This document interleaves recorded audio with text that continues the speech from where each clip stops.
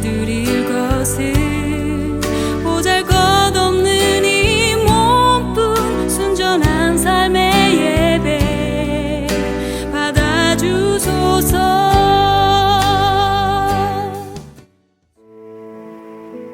할렐루야. 배단이 1월 17일 주일 예배 우리 함께 하나님께 올려드리도록 하겠습니다. 옆에 계신 분들과 함께 인사하며 나아가길 소망합니다. 함께 반갑게 인사하셨으면 좋겠습니다.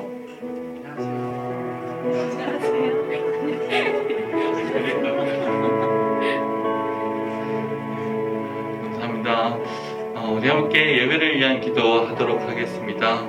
회개와 감사의 기도 함께 하며 나아가면 좋을 것 같고요. 오늘 영상 예배를 통해서 하나님이 우리에게 찬양을 통해 그 하나님의 마음을 부어주시고 또 목사님의 말씀 가운데도 그리고 온전히 주님을 예배하고 주님의 마음을 알아가게 해달라고 오늘의 예배를 위해서 우리 함께 기도하며 나아가겠습니다. 함께 기도하겠습니다.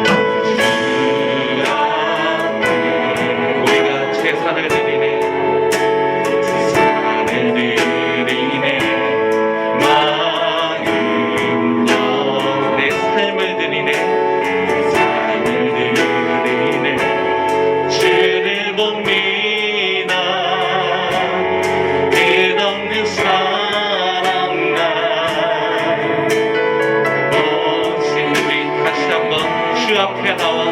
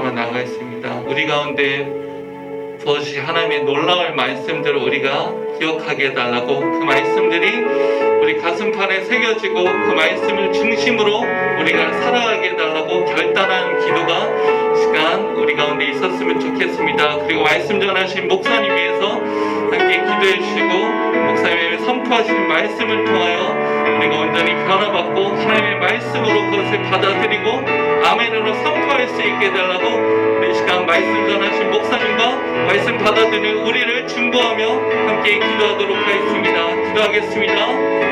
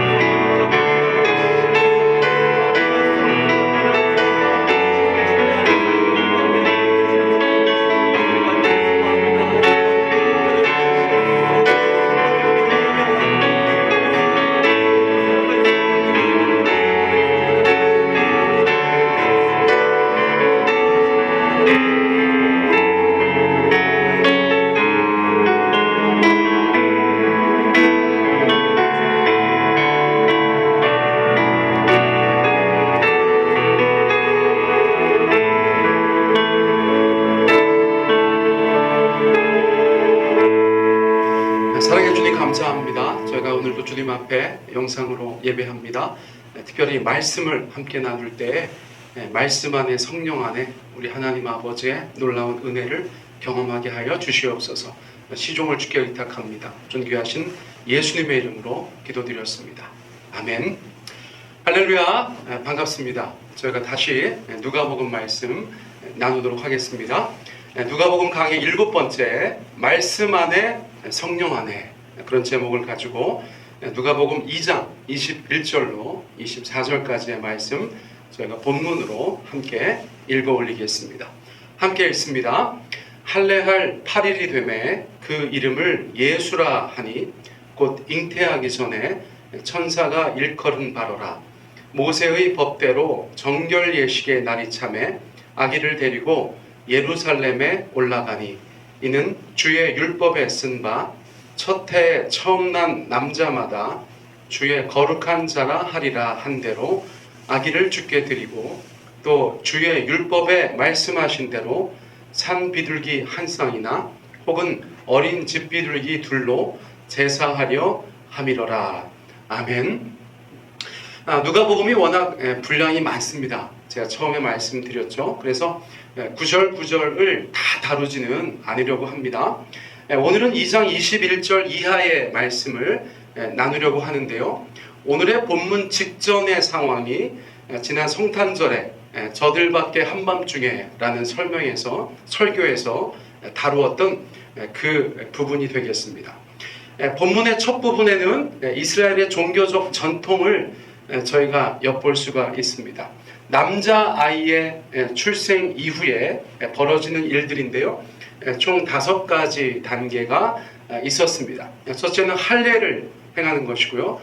두 번째는 장명을 하는 것입니다. 이름을 짓는 것이고요. 또 아이를 낳은 여자가 정결 예식을 하고 또 아이를 하나님께 드리는 드림의 예식이 있었고 또 거룩하게 성별하는 성별의 예식이 있었습니다. 그 5가지가 항상 출산 이후에, 특별히 남자아이의 출산 이후에 진행되었다고 할 수 있습니다. 자, 21절에서는 할례와 장명을 나타내고 있죠. 21절 말씀, 할례할 8일이 되매 그 이름을 예수라 하니 곧 잉태하기 전에 천사가 일컬은 바로라. 아기 예수님은 출생 후 8일이 되었을 때에 유대인의 전통에 따라서 할례를 받으셨습니다. 할례가 뭔지는 다들 아실 거라고 생각해요. 그리고 그제서야 이름을 갖게 되었습니다. 다들 기억하시겠지만 예수님의 이름은 이미 정해져 있었다. 자, 예수는 어떤 뜻인가? 여호와가 구원하신다라는 뜻을 가지고 있습니다. 여호와가 구원하신다. 자, 이름을 누가 주셨죠? 가브리엘이 전달했지만 하나님께서 장명해 주셨다고 볼 수 있어요.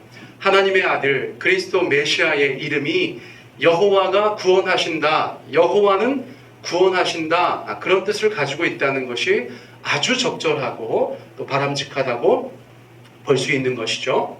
자, 22절부터 23절까지는 정결 예식과 드림 그리고 성별이 나타나 있습니다. 자, 22절부터 읽습니다. 모세의 법대로 정결 예식의 날이 참에 아기를 데리고 예루살렘에 올라가니 23절 이는 주의 율법에 쓴 바 첫 해에 처음 난 남자마다 주의 거룩한 자라 하리라 한 대로 아기를 주께 드리고. 자, 여기서 정결 예식이 가장 먼저 나오죠. 어떤 분들께서는 아기 예수님의 정결 예식이다 그렇게 먼저 말씀하시지만 1차적으로는 출산한 여자에 대한 정결 예식입니다. 그러므로 본문에서는 마리아가 보다 더 중요한 정결 예식의 대상자라고 저희가 볼 수 있어요. 율법에 따르면 아들을 출산하면 40일째 정결 예식을 했고 딸을 출산하면 80일째 그렇게 출산에 따른 정결 예식을 했습니다. 자, 그러니까 마리아는 산의 아이, 예수님이 어쨌거나 산의 아이잖아요. 생물학적으로는. 그러니까 40일이 지나서 성전에 와서 정결 예식을 행하는 것이다. 그렇게 이해할 수 있습니다. 자, 그런데 왜 본문에서는 아기를 데리고 예루살렘에 올라가니 그 얘기를 했을까요? 당연하죠. 아이를 두고 갈 수 없죠.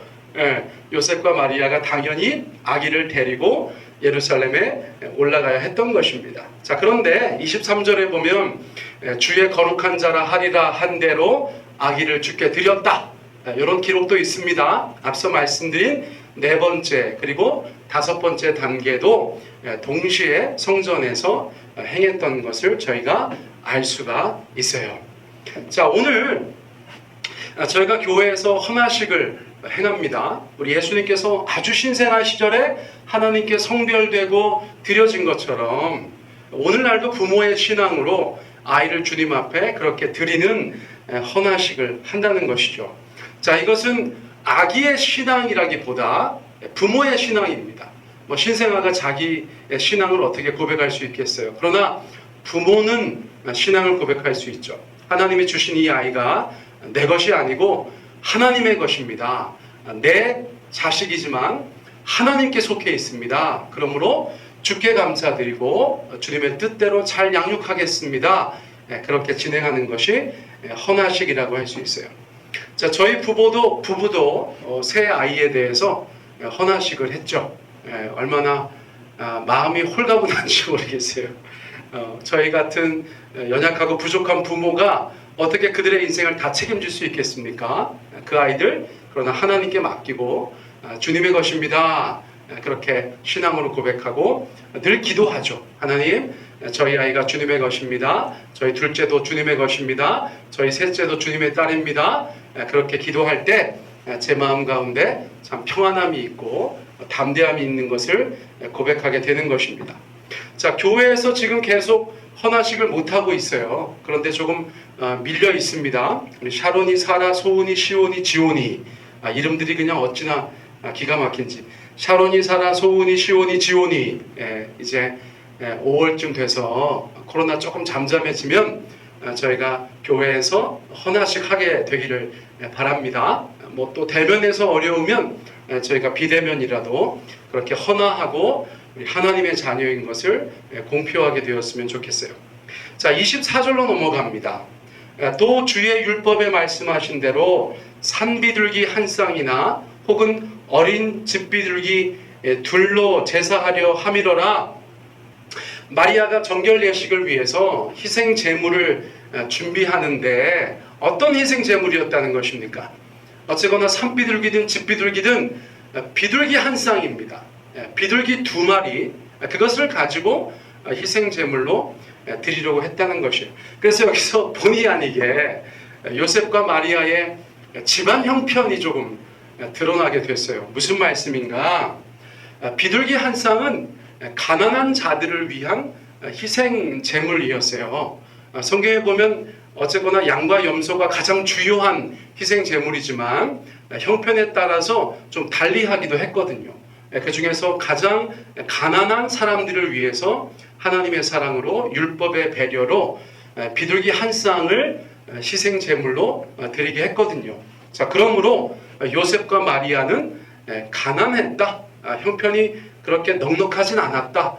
저희가 그렇게 이해할 수가 있는 것입니다. 자, 그런데 한편으로는 그럼에도 불구하고 하나님의 말씀을 성실하게 지키는 신실한 부부였다는 것을 저희가 알 수 있어요.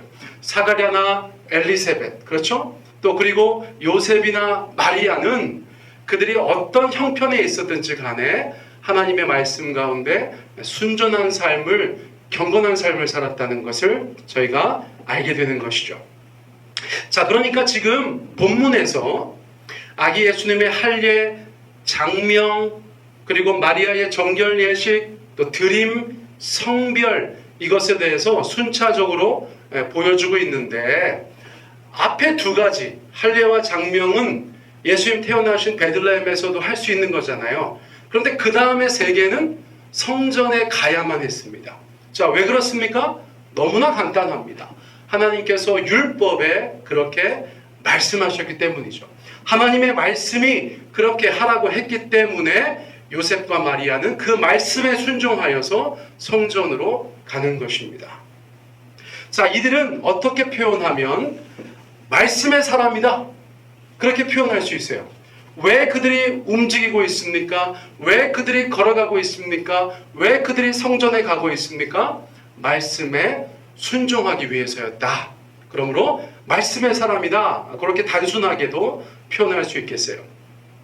자, 그런데 오늘 본문에서 읽지는 않았지만 이제 또 다른 등장인물이 나타납니다. 시므온이라는 사람이에요.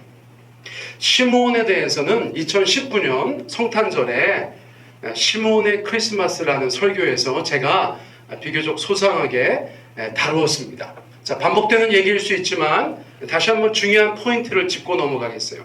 자, 시므온의 특징이 25절, 26절에 연이어 나타납니다. 자, 먼저 25절 말씀입니다. 우리 같이 한번 읽습니다. 예루살렘에 시므온이라 하는 사람이 있으니 이 사람은 의롭고 경건하여 이스라엘의 위로를 기다리는 자라. 성령이 그 위에 계시더라. 26절 그가 주의 그리스도를 보기 전에는 죽지 아니하리라 하는 성령의 지시를 받았더니. 자, 25절과 26절에서 이 시므온이라는 사람에 대해서 어떻게 말하고 있습니까? 자, 첫째는 이 사람은 의롭고 경건한 사람이다. 풀어서 말하면 하나님과 관계가 좋고 언약 관계에 문제가 없는 사람이다. 또 삶 속에서도 경건한 삶의 모습을 견지하고 있는 사람이다. 저희가 그렇게 이해할 수 있어요. 자, 그 다음에 무엇라고 말씀하시는가? 그는 이스라엘의 위로를 기다리는 자라. 당대 이스라엘이 너무나 여러 가지 면에서 힘들고 어렵다는 것을 말씀드렸죠. 그래서 그 어느 때보다 그리스도 메시아를 더 기다리고 있었던 그런 시대라는 것을 저희가 알고 있어요.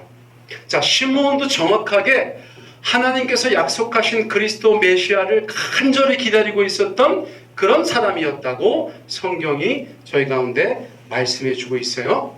자, 세 번째 어떤 특징을 말씀하셨는가? 성령이 그 위에 계시더라. 할렐루야. 성령께서 그 위에 계신 사람, 하나님의 영으로 사로잡힌 사람, 하나님의 영으로 충만한 사람, 저희가 그렇게 이해할 수 있다는 것이에요. 자, 하나님의 영이 늘 그와 함께 하셨던 사람, 그러므로 하나님과 특별히 성령님과 깊은 교제 가운데 있었을 시므온에게 성령께서 어떤 지시를 하셨는데 뭐라고 하셨다는 것이에요? 그가 주의 그리스도를 보기 전에는 죽지 아니하리라 하는 성령의 지시를 받았다. 성령께서 어느 날 그에게 말씀하셨어요. 어떤 감동을 주셨을 수도 있어요. 근데 그 내용이 뭡니까? 너는 그리스도 메시아 하나님의 아들을 보기 전에는 죽지 않을 것이다. 그런 성령의 지시를 받았다는 것이에요. 자, 선지자가 없던 시대라고 보통 얘기합니다. 구약 시대부터 신약 시대까지 그 400년 정도는 선지자가 없었던 시대다. 그렇게 얘기하는데 오늘 본문에 등장하는 시므온은 거의 선지자와 다르지 않은 그런 사람이에요. 늘 성령에 충만하고 하나님의 음성을 듣고 그것을 또 백성들 가운데 전하는 그런 사람이었다고 할 수 있기 때문입니다. 자, 그러니까 누가복음에 묘사된 시므온은 딱 한마디로 말하면 성령의 사람이다. 저희가 그렇게 말할 수 있는 것이죠. 자, 그런 성령의 사람이 27절에 보면 성전에 가는데 왜 갑니까? 27절 성령의 감동으로 성전에 들어가매, 성령의 감동으로 성전에 들어가매 마침 부모가 율법의 관례대로 행하고자 하여 그 아기 예수를 데리고 오는지라. 자, 시므온은 지금 성전으로 갑니다. 왜 갑니까? 성령께서 그 마음 가운데 감동하셨다는 거예요. 야, 시므온 너 지금 성전 가봐. 그래서 그 말씀에 순종하여, 그 음성에 순종하여, 그 성령의 감동에 순종하여 성전으로 갔다는 것입니다. 자, 성령의 감동으로 성전에 들어갔다는 말, 여러분 한국말 성경에서 조금 의역한 것입니다.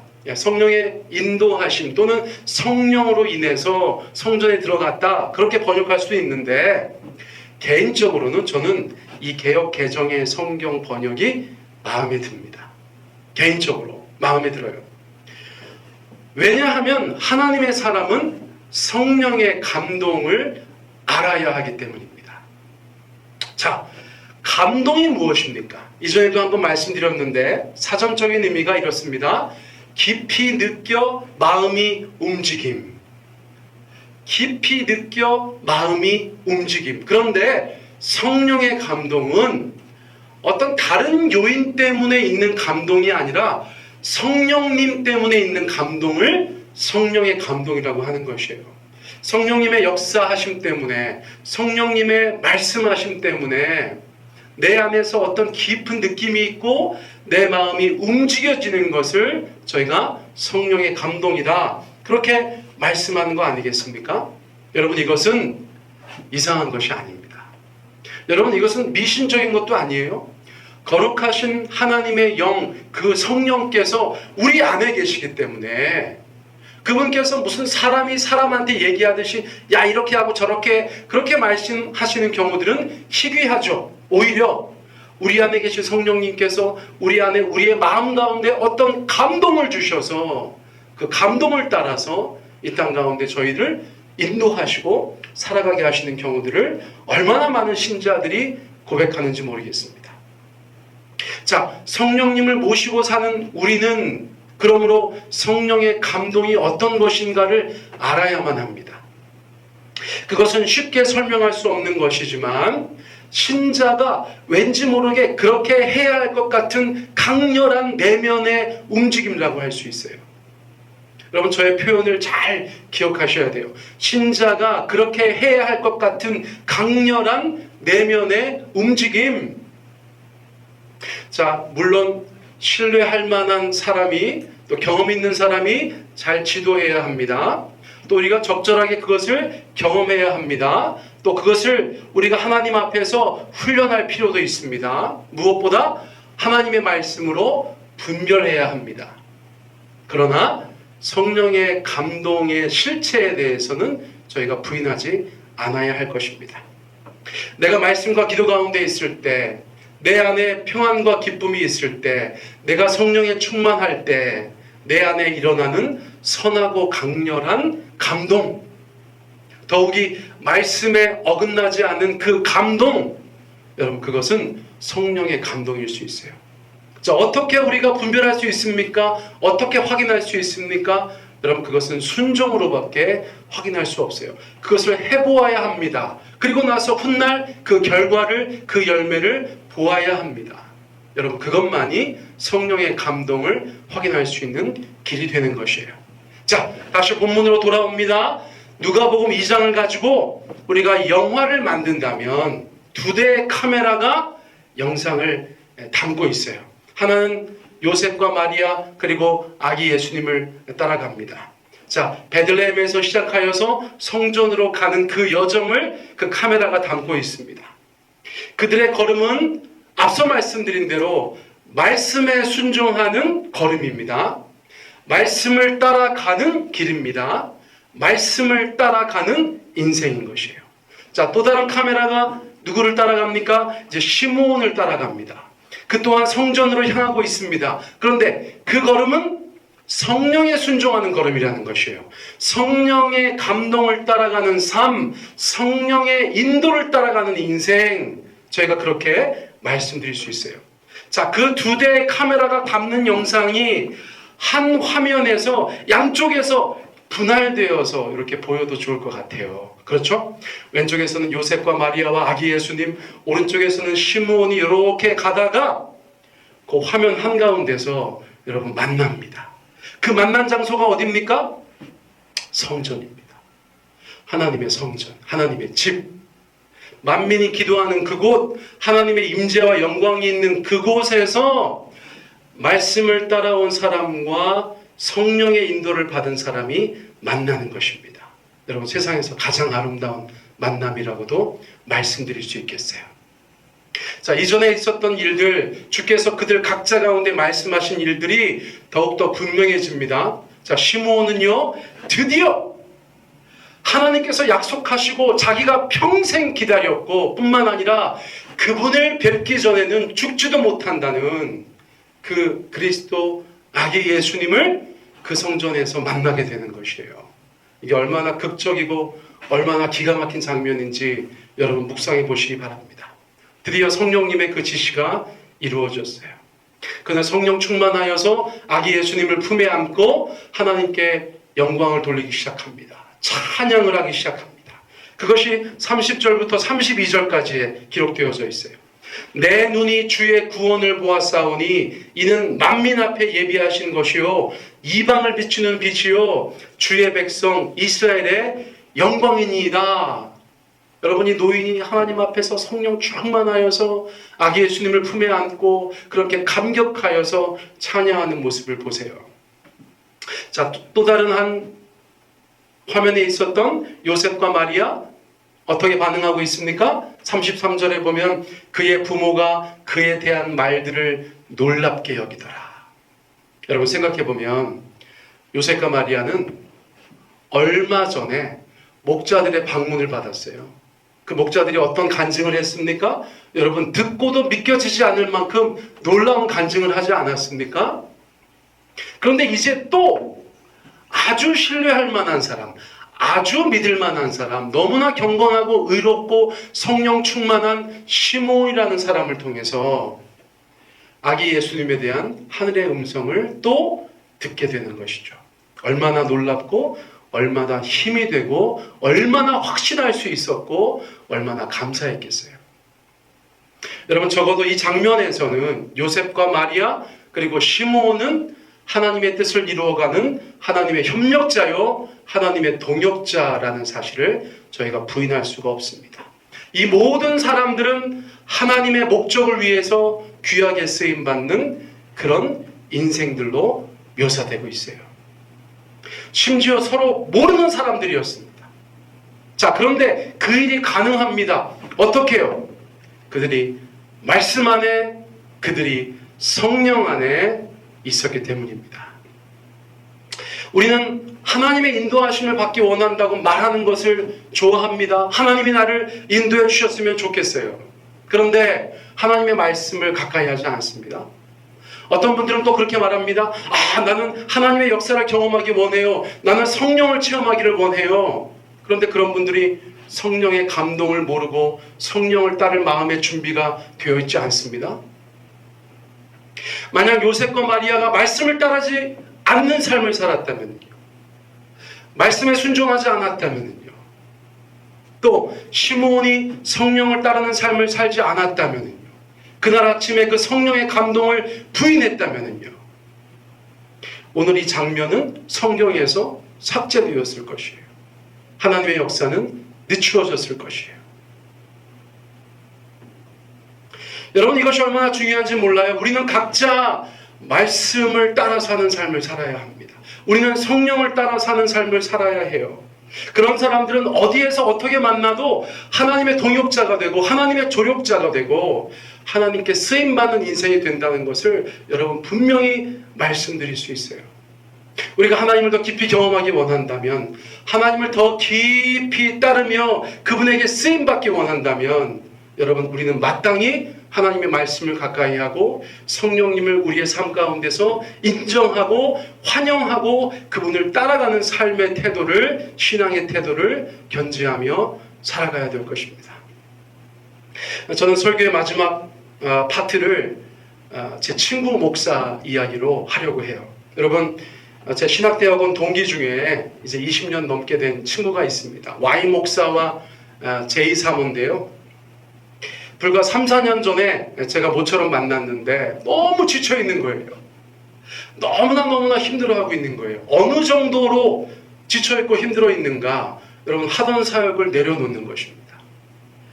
일선에 있던 목회자가 여러분 열심히 목회하던 사람이 그것을 내려놓는다는 것은 굉장히 큰일이 있는 것이잖아요. 그리고 나서 가까운 친구 목사들 교회를 순회하면서 예배를 드리는 것이에요. 자, 그러다가 2017년 3월에 저희 교회를 방문했습니다. 제가 확인했어요. 2017년 3월 12일 주일입니다. 제가 그날의 설교를 기억하고 있기 때문에 정확한 날짜까지 알 수 있어요. 자, 그 당시에 제가 사도행전 말씀을 설교하고 있었는데요.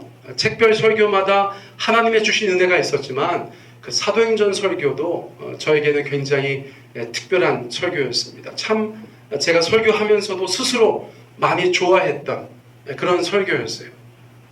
자, 사도행전의 별명이 성령행전입니다. 그래서 제가 그 설교 준비할 때는 굉장히 말씀에 집중하고 성령님을 의지하여서 한 주 한 주 그 말씀을 준비하고 전했던 기억이 또렷합니다. 제 친구 목사가 방문한 그날은 사도행전 7장에 기록된 스데반 집사님의 순교 장면을 제가 전하고 있었어요. 설교 제목은 너무 아까워요 주님, 그런 제목인데요. 혹시나 기억하시는 분이 계실지 모르겠지만 그날 저는 스데반 집사님의 순교를 전하면서 동시에 제 사랑하는 후배 우리 윤배영 선교사 그의 순교에 대해서 제가 같이 이야기하고 있었어요. 본문의 말씀과 제 사랑하는 후배의 일, 그 두 가지가 제 마음속에서 오버랩되면서 제가 눈물이 났죠. 그날 제가 설교하면서 굉장히 많이 울었습니다. 그런데 설교하다 보니까 제 친구 목사가 여기서 울고 있어요. 제가 지금도 기억합니다. 제 친구 목사 부부가 울고 있어요. 설교자도 울고 회중 중에서 친구 목사 부부도 울고, 그런데 제가 가만히 보니까 그냥 마음에 좀 감동이 있어서 우는 정도가 아니에요. 이 친구하고 그 사모가 이 눈물을 주체를 못하는 거예요. 이게 막 너무나 특별한 울음입니다. 막 닭똥 같은 눈물이 뚝뚝 떨어지고요. 그래서 제가 좀 의아하게 생각했어요. 직접 물어볼 수도 없고. 근데 얼마 지나지 않아서 이제 두 사람이 다시 저를 찾아왔어요. 만나게 됐어요. 그리고 나서 두 사람의 이야기를 해줬어요. 그 얼마 전에 너무 아끼고 사랑하고 가까이 지내던 제자가 불의의 사고로 죽게 된 것이에요. 그런데 이 부부가 이 일이 감당이 안 되는 것입니다. 어느 정도 감당이 안 됐는가. 이게 덜컥 저희가 알고 있는 외상후 스트레스 장애가 발병한 것이에요. 여러분 이게 쉬운 병이 아닙니다. 예를 들면 극심한 불안과 공포 그리고 무기력 그리고 정체를 알 수 없는 고통이 그 사람들을 사로잡게 되는 그런 무서운 병이에요. 자, 그리고 나서 생각해 보니까 그게 얼마나 심했으면 사역을 내려놨겠어요. 그런데 그날 사도행전의 말씀이 선포될 때 성령께서 그 부부에게 역사하신 것이에요. 여러분 제가 이것은 과장하는 것이 아닙니다. 그리고 나서 그날 회복이 되었어요. 자, 두 사람의 고백입니다. 두 사람의 고백이에요. 그 말씀을 들을 때에 성령께서 그들 가운데 오셔서 그들 내면에 있는 그 마음의 병을 고치셨다는 거예요. 할렐루야. 여러분 놀라운 것이 아닙니까? 정말 기가 막힌 일 아닙니까? 그런데 어떻게 그것을 저희가 확신할 수 있죠? 제가 4가지 정도의 정황적인 증거를 여러분들 가운데 말씀드릴 거예요. 자, 첫째, 그 두 사람이 내려놨던 사역을 다시 시작합니다. 세종배단의교회 2017년 3월 12일 주일 예배 드리고 나서 곧바로 내려놨던 사역을 다시 시작합니다. 여러분 지금 얼마나 힘차게 열심히 잘 목회를 감당하고 있는지 몰라요. 여러분 그 일이 굉장히 중요한 증거가 되지 않습니까? 자, 두 번째는 뭡니까? 저를 볼 때마다 똑같은 얘기를 합니다. 남 목사님, 그날 목사님 사도행전 말씀 증거할 때 그 말씀을 통해서 성령께서 우리 안에 역사하셔서 우리가 회복된 거예요. 여러분 만날 때마다 얘기합니다. 일관되게 얘기합니다. 자, 세 번째 어떤 증거가 있습니까? 명절 때마다 저한테 선물을 보내고 있습니다. 여러분 이게 가장 강력한 증거 같아요. 여러분 제가 무슨 스승입니까? 제가 다니는 교회 무슨 목사입니까? 여러분 제가 선배라기도 합니까? 아니거든요. 친구거든요. 여러분 친구한테 명절에 선물 보내시는 분 계세요? 여러분 그 목사 부부가 저한테 명절 때마다 선물을 보내는 이유가 그것이라는 거예요. 네 번째는 뭡니까? 지금도 제가 뭐 한다고 하면 자기 일처럼 돕습니다. 그럴 이유가 없어요. 학교 다닐 때는 그렇게까지 친하진 않았어요. 그런데 지금은 완전 달라요. 제가 뭐 한다고 하면 정말 손발 다 걷어붙이고 자기 일처럼 도우려고 합니다. 여러분, 이것이 제가 느끼는 정황 증거예요. 2017년 3월 12일 그날 말씀 안에 성령께서 역사하셨고 성령께서 말씀으로 역사하셔서 그 사랑하는 그 부부, 그 목회자 부부를 주께서 새롭게 하시는 것의 증거라고 말씀드릴 수 있는 것입니다. 사랑하는 성도 여러분, 오늘날도 말씀과 성령은 함께 역사하십니다. 성령 안에 말씀의 역사가 있고요, 말씀 안에 성령의 역사가 있다는 것을 저와 여러분이 분명히 기억하셔야 돼요. 여러분, 말씀을 가까이 하시기 바랍니다. 말씀을 읽으세요. 말씀을 묵상하십시오. 말씀을 쓰세요. 말씀을 공부하세요. 그리고 말씀을 들으세요. 여러분, 그러할 때 주께서 그 말씀 안에서 우리 가운데 역사하실 줄 믿습니다. 자, 그리고 성령님을 의지하세요. 그분의 감동을 따르고 그분의 인도하심 가운데 민감해지려고 해보세요. 하나님 나를 인도해 주세요. 하나님 나를 써주세요. 주께서 필요하신 곳으로, 주께서 원하시는 곳으로 주님 나를 인도해 주세요. 그러할 때 우리의 삶이 아름답고 은혜로운 일들로 가득하게 될 줄 믿습니다. 우리가 주님의 동역자가 되고 우리가 주님 앞에 쓰임받는 인생이 되는 가장 확실하고 가장 놀라운 방법, 우리가 말씀 안에 성령 안에 거하는 것입니다. 이 시간 우리가 그 기도 제목 가지고 주님 앞에 함께 기도하기 원합니다. 우리 같이 기도하실 때, 하나님, 제가 말씀 안에 거하게 해주세요. 하나님, 제가 성령 안에 있게 해주세요. 그래서 말씀으로 역사하시는 성령님을 경험하게 하시고 성령님께서 말씀을 사용하셔서 우리 가운데 일하시는 것을 보게 해주세요. 오늘 이 말씀 너무 중요합니다. 아버지, 그러므로 내가 주님 앞에 기도합니다. 말씀 안에 성령 안에 그렇게 거하는 우리 각자가 되게 하여 주십시오. 우리 먼저 그 기도 제목 가지고 주님 앞에 함께 기도하며 나가겠습니다. 사랑의 하나님 아버지, 감사합니다. 주님, 우리 가운데 온전히 인도하여 주시고 역사하여 주시기를 간절히 원합니다. 저와 아버지와 저희 가족들, 또 나아가 우리 세종배단임교회 모든 성도들, 아버지와 말씀 안에 머무르게 하여 주십시오. 동시에 성령 안에 머무르게 하여 주십시오. 그리하여서 말씀 안에 역사하시는 성령님을 경험하게 하여 주시고 성령님께서 그 말씀을 통하여 역사하시는 것들을 저희가 경험할 수 있도록 주님 함께하여 주시기를 원합니다. 말씀 인도하는 그 길을 걸어가게 하여 주십시오. 성령께서 인도하시는 그 길을 걸어가게 하여 주시옵소서.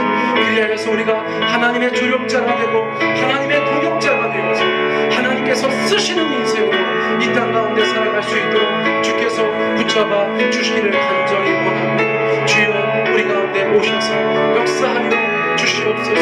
주님만 간절히 바라보는 저희 모두가 되게 하여 주시옵소서. 오 주님, 우리 가운데 주님의 역사하심을 함께 바라보기를 소원합니다. 주님 오셔서 우리 가운데 온전히 역사하여 주시옵소서. 하나님, 우리가 주님 앞에 간절함으로 기도하오니 주여, 하나님의 그 놀라우신 말씀의 역사, 성령의 역사가 우리의 삶 가운데 끊이지 않게 하여 주시기를 원합니다. 하나님 아버지, 우리 가운데 온전히 인도하여 주시옵소서. 주께서 붙잡아 주시기를 간절히 원합니다. 이 모든 말씀 예수님의 이름으로 기도드렸습니다.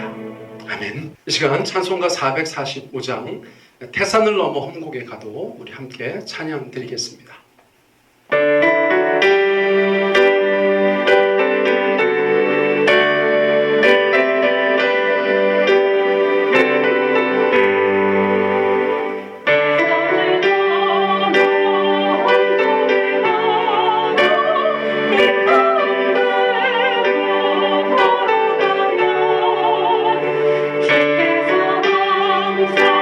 항상 지키시기로 약속하셨네.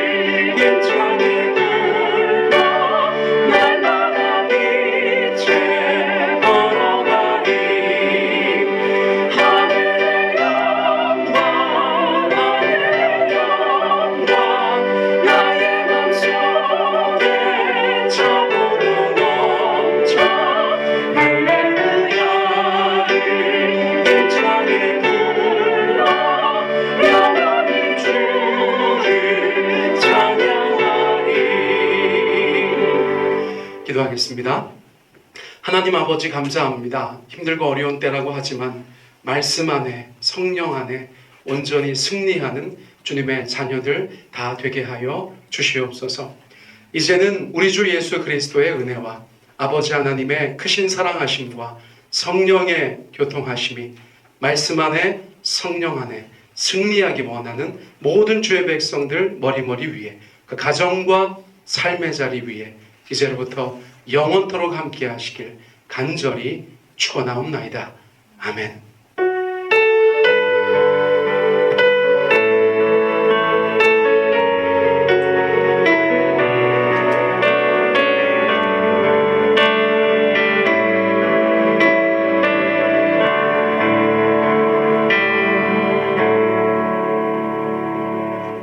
네, 예배를 마쳤습니다. 광고 말씀드리겠는데요. 아시는 것처럼 거리두기가 2주 연장되었습니다. 영상 예배도 그렇게 연장되어져야 될 것 같습니다. 아쉽지만 또 안타깝지만 이를 위해서 계속 기도해 주시기 바랍니다. 미리 광고 말씀드린 것처럼 저희 공간 문제를 가지고 재직회의를 좀 소집합니다. 저희가 정확한 광고 내용은 우리 대상자들에게 저희가 따로 그렇게 연락 드리도록 하겠습니다. 여러분 각자의 삶의 자리에서 우리 말씀 안에 성령 안에 승리하시기 바랍니다. 다음번 영상 예배로 찾아뵙겠습니다.